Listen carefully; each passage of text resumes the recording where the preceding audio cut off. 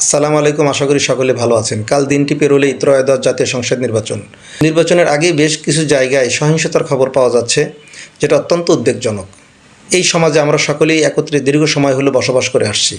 শুধুমাত্র রাজনৈতিক কারণে যেন একে অপরের উপর আমরা হামলে না পড়ি, প্রতিবেশীদের সাথে যেন শত্রুতা আমাদের তৈরি না হয়। কারণ আমি মারা গেলে হয়তোবা সেই প্রতিবেশী তার কাঁধে আমার খাটিয়া তুলে আমাকে কবরস্থ করবে। তাই আসুন রাজনৈতিক কারণে একে অপরের সাথে প্রতিহিংসা না করে প্রতিযোগিতার মাধ্যমে যে যার ভোটাধিকার প্রয়োগ করি। যিনি সরকার গঠন করবেন তাকে আমরা মেনে নিয়ে দেশটাকে উন্নয়নের জন্য তাকে সহযোগিতা করি। এমনটাই আমাদের হওয়া উচিত।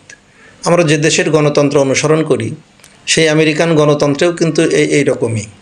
নির্বাচনের সময় একে অপরের সাথে প্রতিযোগিতা করলেও নির্বাচিত হওয়ার পরে সকলে মিলেমিশেই কিন্তু দেশ গঠনে তারা কাজ করে এবং জাতিগতভাবে তাদের একতাবদ্ধ এবং তাদের শক্তি দেখে সত্যিই বিস্মিত হয়ে যায় আমরা।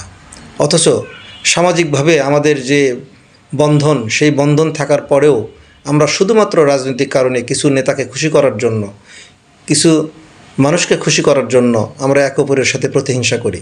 তাই আসুন প্রতিহিংসা নয়, প্রতিযোগিতা হোক। নির্বাচনে যে যার ভোটাধিকার প্রয়োগ করবে। কোনো ব্যক্তি কারো মনের মধ্যে প্রবেশ করতে পারে না এবং কেউ জানে না যে কে কোথায় ভোট দিবে।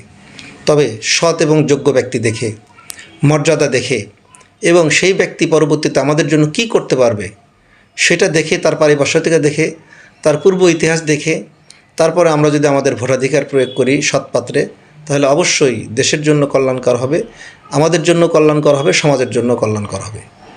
এমনটাই প্রত্যাশা পুরো দেশবাসীর। আসুন আমরা সহিংসতা পরিত্যাগ করে মিলেমিশে এই ভোট উৎসব উদযাপন করি। আমাদের এই ভোট উৎসবের মধ্যে তৃতীয় পক্ষ সুযোগ নিতে পারে, আমাদের একে অপরের সাথে দ্বন্দ্ব লাগিয়ে দিয়ে, হট্টগোল লাগিয়ে দিয়ে নির্বাচনকে প্রশ্নবিদ্ধ করার চেষ্টা করতে পারে। তাই আসুন আমরা সতর্ক থাকি এবং সতর্কতার সাথে ভোটের দিন পর্যন্ত ঠান্ডা মাথায় জনগণকে ভোটাধিকার প্রয়োগ করার যে সুযোগ, সেই সুযোগ আমরা করে দেই।